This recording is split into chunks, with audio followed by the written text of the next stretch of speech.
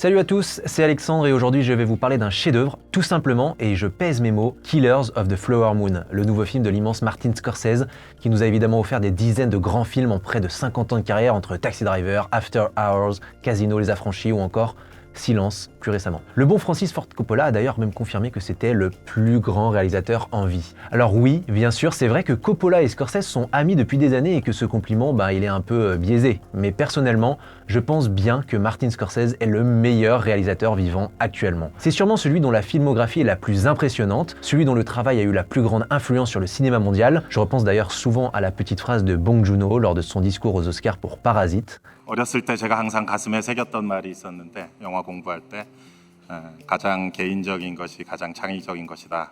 That quote was from our great Martin Scorsese. Et Martin Scorsese est peut-être celui qui a fait le plus pour que le cinéma conserve une ampleur d'antan, une vraie âme, et ne disparaisse jamais vraiment, notamment avec sa Film Foundation, dédiée à la restauration de films. D'ailleurs, on peut découvrir un film restauré mis en ligne chaque mois sur le site, pour ceux qui sont intéressés. Et avec Killers of the Flower Moon, Martin Scorsese déploie encore un peu plus l'importance du cinéma et la préciosité du sien. Il est réuni pour la première fois derrière sa caméra ses deux acteurs fétiches, avec Robert De Niro d'un côté, avec qui il a désormais tourné 10 films, et Leonardo DiCaprio de l'autre, avec qui c'est la 6e collaboration. Et les deux acteurs sont accompagnés par l'excellente Lily Gladstone, qu'on a pu découvrir dans Certain Women pour certains. Et justement, dans cette sorte de magnum opus, Martin Scorsese se sert de son film pour exercer un devoir de mémoire en ancrant la terrible tragédie de la communauté Osage sur un écran pour toujours. Désolé, j'interromps un instant la verve passionnée d'Alexandre, mais c'est toujours pour parler de Martin Scorsese. Parce que vous pouvez retrouver 6 de ses films dans le catalogue de notre partenaire Filmo. Ça compte des classiques comme Taxi Driver, Les Infiltrés, Casino et Raging Bull, mais j'ai envie de m'attarder sur les 2 derniers parce qu'ils sont un peu plus rares et pas toujours autant considérés alors qu'ils sont vachement sympas.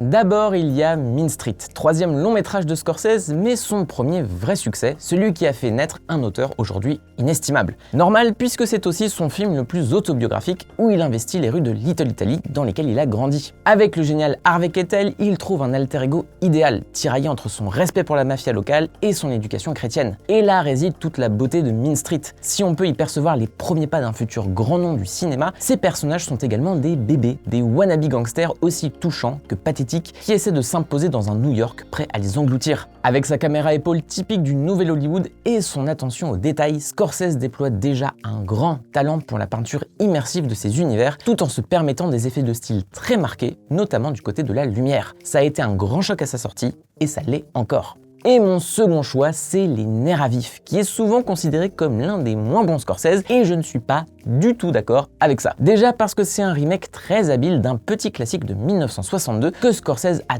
totalement transcendé. On y suit Max Cady qui sort de prison après une longue peine dont il estime responsable son avocat Sam Bowden. Non seulement le thème de la vengeance est hautement scorsésien, mais le film original et toute son ambiguïté morale étaient limités par son époque. En bon cinéphile, Scorsese en était conscient et c'est pourquoi il pousse ici les potards à 1000 pour en faire un thriller vraiment malsain. Stylisé à l'extrême, blindé à la seconde d'idées de mise en scène, Les Nerfs à vif est un film éreintant qui vous choque par le col et qui observe l'humanité et par extension la culture américaine dans toute sa crasse. Dans le rôle du psychopathe, Robert De Niro cabotine comme Jaja, et c'est ça qui est bon. Tout ça, c'est à retrouver sur Filmo, une plateforme de SVOD qui propose à l'abonnement ou à la carte une quantité très variée de films constamment renouvelés. De l'indé, du blockbuster et tout ce qu'il y a au milieu, il y a de quoi contenter tout le monde. Et ça tombe bien puisque Filmo propose 2 semaines d'essai gratuit suivi d'un abonnement à 6,99€ par mois sans engagement. Et avec le code promo ELFilmo, vous avez même droit à 2 mois gratuits. Toutes les infos sont dispo dans la description de la vidéo. Revenons-en désormais à Killers of the Flower Moon, et tout d'abord à sa genèse, car c'est sur ce point que le film a notamment gagné une valeur inestimable au fil de sa production. Killers of the Flower Moon, c'est l'adaptation du livre éponyme écrit par David Grann, un journaliste et écrivain qui n'est pas n'importe qui, puisque c'est lui qui avait également publié La Cité perdue de Z, avant qu'il soit adapté par James Gray avec le joyau The Lost City of Z. Pour remettre en contexte le sujet de Killers of the Flower Moon, il s'intéresse aux Osages, un peuple amérindien qui s'est exilé à plusieurs reprises, de l'Ohio au Mississippi en passant par le Kansas, le Missouri, avant de s'installer en Oklahoma dans les années 1880, le gouvernement américain l'ayant obligé à acheter une terre dite indienne. Sauf qu'en 1894, les Osages ont découvert du pétrole sur leur territoire. Ils ont loué leur gisement à des promoteurs et ils sont devenus devenu l'un des peuples les plus riches du monde. Une petite bénédiction pour eux après tant d'années de galère, qui a malheureusement attiré aussi la convoitise de villes blancs, prêts à tout pour profiter de leur argent, les priver progressivement de leurs avantages, jusqu'à carrément les tuer petit à petit dans des circonstances mystérieuses dans les années 20. Le livre Killers of the Flower Moon racontait donc l'enquête sur ces crimes et cette période appelée règne de la terreur. David Grann avait ainsi coupé son livre en 3 parties. La première suivait le parcours de l'osage de sang pur Molly Burkhart, incarnée par Lily Gladstone dans le film. La troisième suit le parcours et les recherches de l'auteur David Grann. Et la deuxième, celle qui nous intéresse pour cette genèse, s'attardait sur Tom White, l'agent du bureau, l'ancien FBI, qui a été chargé de résoudre les meurtres Osage. À l'origine, c'est cette deuxième partie qui devait être au cœur du film Killers of the Flower Moon. Martin Scorsese et Eric Ross, le co-scénariste du film, avaient choisi d'adopter le point de vue de Tom White, qui devait être joué par DiCaprio, en incluant des éléments sur les Texas Rangers, la naissance progressive du futur FBI avec le directeur J. Edgar Hoover, et ainsi raconter la résolution des meurtres Osage, une des premières affaires criminelles du bureau, à travers l'enquête de White, ce qui aurait été passionnant, il est vrai. Sauf qu'en y réfléchissant un peu plus profondément, Martin Scorsese, Eric Ross et Leonardo DiCaprio ont compris qu'ils faisaient une erreur. Non seulement Martin Scorsese avait peur que le personnage de Tom White soit trop basique pour DiCaprio, mais surtout en faisant un film sur Tom White, Killers of the Flower Moon manquait sa cible, l'histoire des Osages. Leonardo DiCaprio, qui a lancé le projet en achetant les droits du livre avant même sa publication, l'explique d'ailleurs très bien dans le dossier de presse du film. Il a fallu du temps pour perfectionner le scénario, pour qu'Eric, Marty et moi adoptions vraiment la perspective des Osages au lieu d'en faire simplement l'histoire d'une enquête du FBI. Le livre fonctionne magnifiquement, mais le risque était que le film soit l'énième histoire d'un sauveur blanc, un white savior, un agent du FBI qui débarque et résout les problèmes. On aurait pu aisément tomber là-dedans. Et pour être honnête, c'est vrai que l'histoire d'un flic blanc qui vient résoudre une enquête meurtrière et sauver une minorité, ça aurait été du déjà-vu en effet. Eric Ross a donc tout repris de A à Z, alors que DiCaprio était sur Once Upon a Time in Hollywood, que Martin Scorsese terminait le montage de The Irishman et que Eric Ross était à fond sur le diptyque de Dune, une solution a finalement été trouvée par Eric Ross, à force de longues recherches, s'intéresser au couple de Molly Burkhart et Ernest Burkhart. Ernest Burkhart était un vétéran de la Première Guerre mondiale et le neveu de William Hale, le commanditaire du règne de la terreur incarné par Robert De Niro. Ernest s'est rapidement retrouvé au cœur du vaste complot criminel mené par son oncle et a offert une perspective passionnante à Scorsese et compagnie, capturer toute la violence et l'ambiguïté de ces meurtres à l'intérieur de l'intimité d'un couple et d'une famille à cheval entre 2 civilisations. Le moyen de raconter cette histoire à travers la traîtrise d'Ernest envers sa propre famille pour l'argent, le pouvoir d'un côté, et de l'autre, de se focaliser sur la déliquescence de Molly à cause de sa maladie, et pas uniquement, pour raconter l'histoire des Osages à travers le point de vue de ceux qui l'ont vécu. Si je vous raconte tout ça et que je vous en dévoile finalement beaucoup sur le film,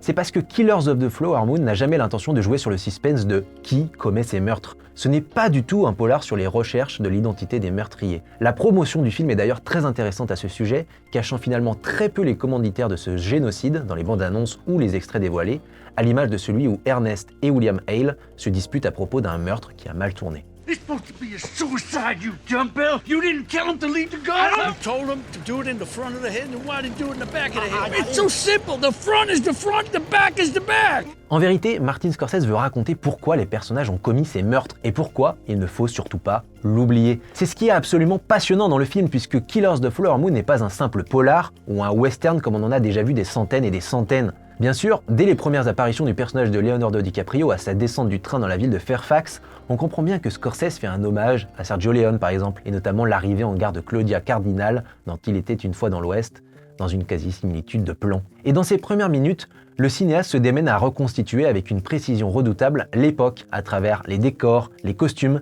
et il semble faire une entrée fracassante dans le genre qui a bercé son enfance. Mais c'est bien une simple porte d'entrée pour Martin Scorsese qui n'a pas du tout l'intention de reproduire ce qui a déjà été fait en mieux avant lui, le cinéma de John Ford en tête évidemment. En se refusant à suivre l'enquête de manière classique, Martin Scorsese subvertit les attentes et déconstruit le genre. Loin des courses-poursuites rythmées, des fusillades en fanfare ou des duels tonitruants, Killers of the Flower Moon est finalement une grande tragédie américaine, comme le décrit elle-même Lily Gladstone, où, contrairement au western standard, les autochtones ne sont pas déshumanisés, mais deviennent de véritables humains qui racontent leur propre histoire, voire sont en position de dominant. À une époque aussi charnière où tout le monde réécrit l'histoire à sa guise, en particulier ceux qui détiennent le pouvoir, les blancs donc dans la société occidentale, le message est donc d'une grande puissance, car Killers of the Flower Moon, avec une échelle absolument démesurée, puisqu'il a coûté au minimum 200 millions de dollars, décide de mettre en lumière ces groupes marginalisés, de les sortir des stéréotypes dont ils ont été victimes historiquement parlant, et notamment au cinéma, pour les laisser s'exprimer. Enfin, dans le générique final, d'ailleurs, le titre du film est d'abord écrit dans la langue Osage avant d'apparaître en anglais.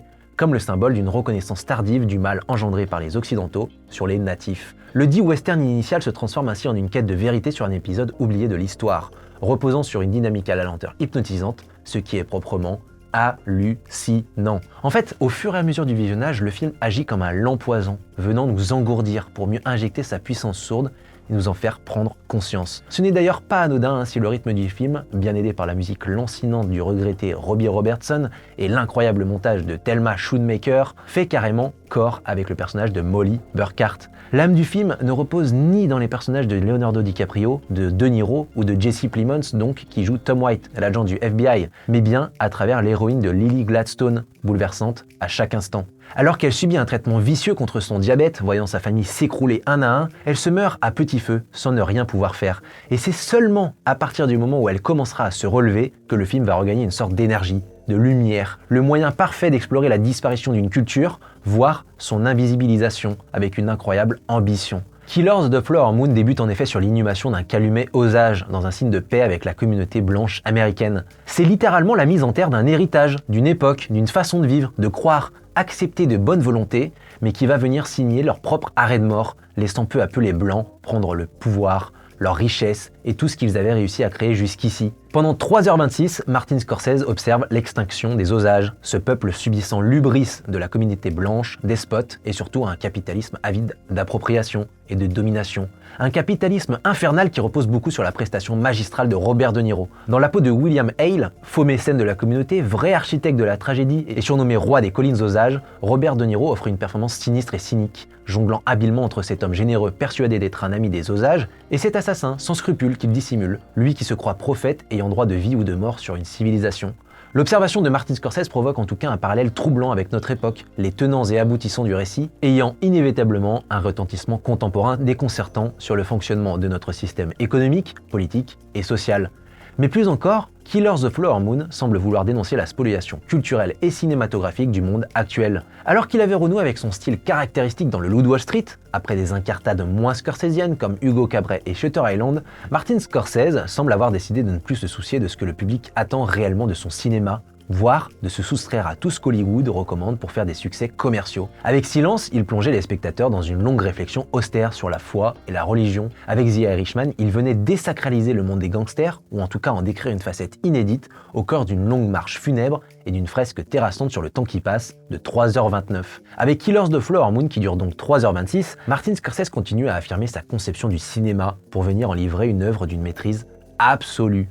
En mai 2023, à quelques jours de dévoiler le film au Festival de Cannes, Martin Scorsese avait expliqué à Deadline que le monde entier s'était ouvert à lui, mais que c'était trop tard. Le journaliste lui avait alors demandé ce qu'il voulait dire par là, et sa réponse était bouleversante. « Je suis vieux, je lis des trucs, je vois des choses, je veux raconter des histoires, et je n'ai plus le temps. » Quand Akira Kurosawa a reçu son Oscar des mains de George Lucas et Steven Spielberg, il a déclaré « Je commence seulement maintenant à voir la possibilité de ce que pourrait être le cinéma, et il est trop tard. » Il avait 83 ans, à l'époque, j'ai demandé « Que veut-il dire ?» Maintenant, je sais ce qu'il veut dire.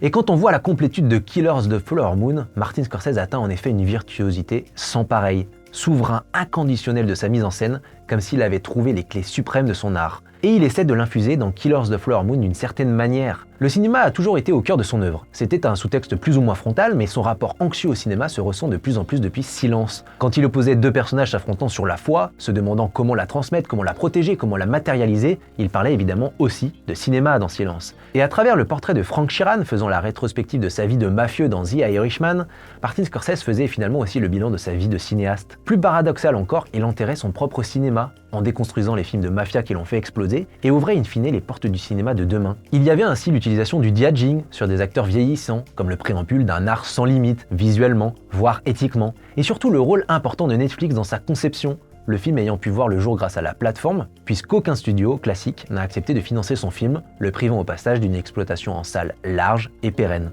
C'est ce que Martin Scorsese explicitait dans sa fameuse tribune publiée dans le New York Times en 2019, où il pointait du doigt l'élimination progressive et constante du risque dans l'industrie hollywoodienne, et notamment celle des films à gros budget, au point de provoquer la coexistence de deux champs séparés, d'un côté le divertissement audiovisuel planétaire, et de l'autre le cinéma. Une petite réflexion largement détournée et tordue par une bonne partie de l'industrie pour être reléguée en simple critique de Marvel, voire des films de super-héros. Mais Martin Scorsese l'a justement bien rappelé lors d'une interview avec GQ en septembre 2023, justement pour la promo de Killers of the Flower Moon. Le danger, c'est ce que ça fait à notre culture, parce qu'il va y avoir des générations qui vont penser que les films, c'est seulement ça.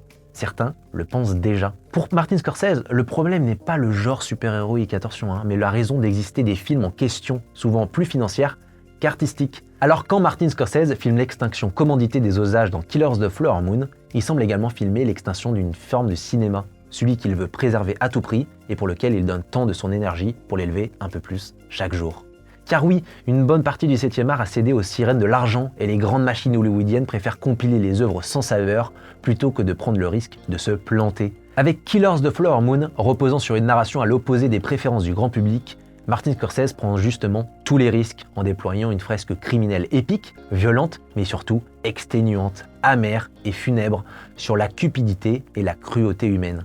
Il semble carrément exhorter les spectateurs, vous et moi, à explorer de nouveaux territoires, à rallumer la flamme sur le point de s'éteindre, notamment à travers le personnage de Leonardo DiCaprio. Parce que s'il offre une partition absolument inédite à DiCaprio, qu'on avait rarement, voire jamais vu dans un rôle à la fois ignoble et grotesque, jonglant entre une réelle culpabilité et une étrange naïveté, son Ernest Burkhardt est un peu une sorte d'allégorie du public. Dans Killers of the Flower Moon, Ernest Burkhardt est facile à duper et son oncle l'utilise comme un appât pour attirer Molly, alors célibataire. Et même s'il ressent un véritable amour pour elle, il participe à la conspiration contre elle, sans qu'on sache vraiment s'il a totalement conscience de la vilainie de son oncle ou de l'atrocité de son action.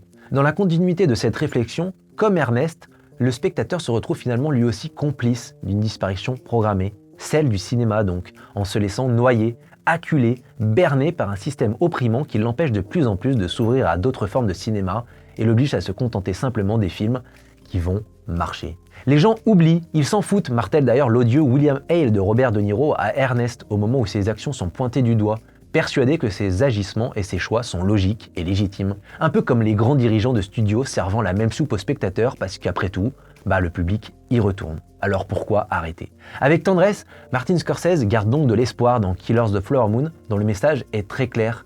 Il n'est jamais trop tard pour cesser d'accepter un ordinaire fabriqué de toutes pièces et dont on ne maîtrise rien ou plus rien. Au contraire, il est toujours possible de se rebeller pour le réalisateur et de reprendre les rênes pour sauver ce qu'il reste encore de notre monde, de nos acquis et ici, de l'idée de cinéma. Et c'est de là que naît le geste de cinéma absolument miraculeux des derniers instants du film, dont j'ai envie de ne rien révéler précisément, mais où Martin Scorsese rappelle qu'en théorie, un modeste tambour, une simple voix et un peu d'ingéniosité peuvent suffire à raconter les plus grandes histoires, à émouvoir, surprendre, interroger, stimuler. En capitaine ultime de son film, Martin Scorsese rappelle l'essence même du cinéma, un art mûrement réfléchi artistiquement, au pouvoir politique, historique, primordial et dont le rôle moral ne doit jamais être négligé.